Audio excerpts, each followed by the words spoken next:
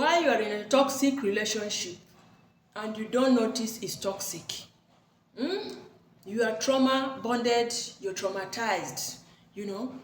You don't notice toxicity because the way men brain are wired, you are wired to find that your normal, what you used to see all the time becomes your normal. So if you grew up in a violent home, if you grew up in trauma, if you grew up in neglect, it becomes your normal. That's why when you see peace, it doesn't seem like normal to you. You know, you grew up where people were always fighting, the family was violent, your parents were violent, they were hostile towards each other, and you grew up thinking that that is the way of life, you know. Before somebody will say one, another person says two, slap has landed. So when you get into a relationship with somebody that doesn't shout, somebody that doesn't beat, somebody that is not violent, you feel like, this relationship is missing action. There's no action here. This relationship is very boring. You know, you want to crop out one problem or another. You want to create one problem or another to bring problem so that there will be action. Then you say, yeah, now I know that we are actually in love. You know, you're traumatized, my darling. It's not normal. It's not normal to think that violence is normal. It's not normal to think that if the person is peaceful and calm, that is not love. It's not. And what can help you is if you grew up in a different environment where it's full of love, you know, you are able to help yourself. I remember in the past what made me leave a toxic relationship that I once had because I was brought up in an environment full of love. I was literally my mother's bestie and my daddy's showbet card or whatever you can call it. You know, I was a daddy's girl and a mommy's girl at the same time. I don't know how they used to share me, but that was it. I couldn't say I love my mommy best or my mommy loves me best or I love my daddy best. They loved me, both of them loved me so much dearly. Do you get? So I grew up knowing what love was, what love felt like. And when I was in this toxic relationship in my past, I was like, I knew that no, love should not feel like this. This is not love, you know. This is not love. The person was not violent, but the person was, you know, all those kind of stonewalling, gaslighting, you know, stonewalling, gaslighting, making you feel less of yourself and stuff like that. All those ones put together, but the person was not violent. But I could still tell that. No, love should not feel like this. Love should not give me chaos. It should give me peace. Love should not keep me anxious. It should not keep me breathless. It should not keep my heart racing and panting over nothing. You know, it should not keep me second guessing myself and thinking whether I'm good enough or not. Because if I am not, the people that get back to me, they would have told me since that I'm not good enough. For the fact that it's just you that is finding out that I'm not good enough now, it means you're mentally unstable. It's you that has a problem. Do you get? So is what helped me. So you notice that if you grew up in such an environment, it becomes a problem.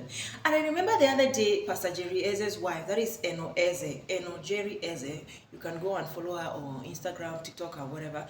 She was saying that when she got married to her husband, she almost destroyed her home by herself. Why? Because she grew up in a violent home, a violent environment, and to her that was normal, you know. So when she got married to Pastor Eze, she was like, this man is actionless, you know. This man, you do like peace, you know. Why do you like peace so much? Like, how can a man be so peaceful? So sometimes you could just do things to get him angry, to see his reaction, so that he will bring out the beast, so that the man will bring out the action and she'll bring back the action and be gingered and know that, okay, we're actually doing marriage now. This is it. Because she grew up in such an environment that set her mind to thinking that that was it.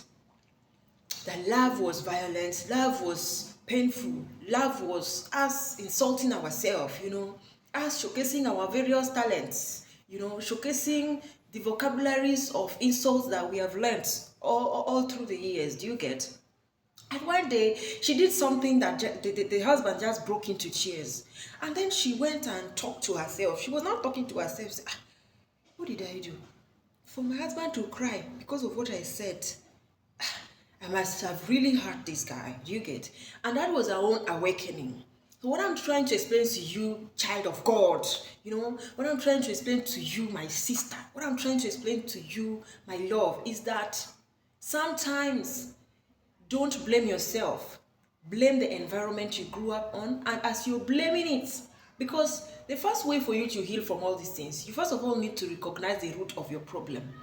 And then you tackle it from the root. Because there's no way you'll come and try to solve the problem from the, from the surface. You have to find the root of this problem. How did it start? Where did it start from? So if you are traumatized when you are a child, if you grew up in such a chaotic, non-peaceful environment, you have to acknowledge that it's from my childhood that I grew up in such an environment, and the thing inculcated some things in me that they're not making me to be me. They're not even making me to recognize good things when I see them. Do you know that even today, this 2025, there are women that if their husband or their boyfriend did not slap them, they say that this man doesn't even love me enough. Because they feel that they will now slap you, you will now cry, then they will go and buy you gifts and come and apologize. That is the love now. There are people that are thinking that way, very archaic, backward way of thinking, very barbaric way of thinking, because I've never seen somebody that enjoys being beaten. I've never seen somebody that enjoys being violated. I've never seen somebody that enjoys being spoken down on, like somebody is literally belittling you and you think it's normal, because that is the environment you grew up in. So you have to find out, how did you get here, what caused it, and what can you do about it. And thank God that this time around, millennials and Gen Zs, we have all these what do we call them, we have therapists who are willing to help you. Some of them, they even do it online.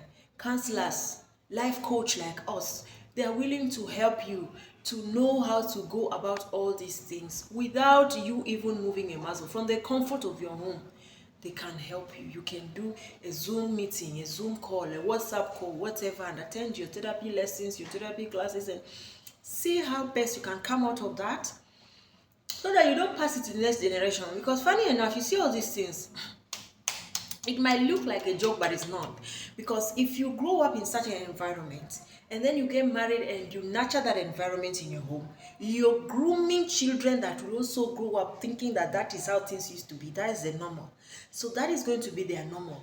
They are also going to marry toxic people, and the cycle keeps repeating and recycling itself.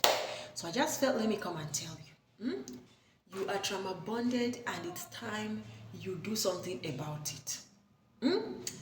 Back in the day, they used to say love felt like butterflies. Hey, if you see him and butterfly run in your stomach, is when you get married and you notice that the butterflies are no longer there. Because I know of couples that got married, they were so much in love, there was so much butterflies, and they got divorced within 3 months. Some of them within 2 months. We just say they can't do it anymore. So if love is all about butterflies, why do these people divorce? So this time around, I want you to look at it like love is peace. Love is growth. Love is allowing you to fly and become a better version of you. Love is not letting you walk on eggshells. You can be yourself around this person. For you to say that this person loves you, does he allow you to fly? Does he allow you to do the things that make you happy? Does he allow you to have a life out of that marriage? Do you have friends? Do you have relatives that you talk to constantly? Or do they cut off your relations? They cut off your friends. They ensure that you don't talk to anybody. You don't interact with anybody. Do they allow you to do things that can help you in life? Things that make you happy? Do they allow you to do it? Or is what I've said is either my way or the highway? You have to tell yourself all those things. They allow you fly and not trying to clip your wings. They grow your wings more so that you can get better and fly very, very high. We can soar, all of us, the sky is big enough for all of us. So if the person is not allowing you, either a woman or man, is not allowing you to be yourself, you're walking on eggshells, you're always careful of what you want to say. It's supposed to be your number one fan. You're supposed to be able to say whatever it is that you want to say, so long as you're not insulting them. And you talk about it, and that's it. So if it's not allowing you, I want you today to take it upon yourself to analyze your relationship. You know yourself, analyze it, and advise yourself accordingly. I'm not the one that you're going to tell you to walk away. Maybe you can work on yourself, work on himself, have therapy, let him have therapy too, and create it a better environment for yourself. But if not, you know what to do. And also pray so that God will lead you. Okay? Like, share, and follow. And please subscribe to my YouTube Soulmates with Elle.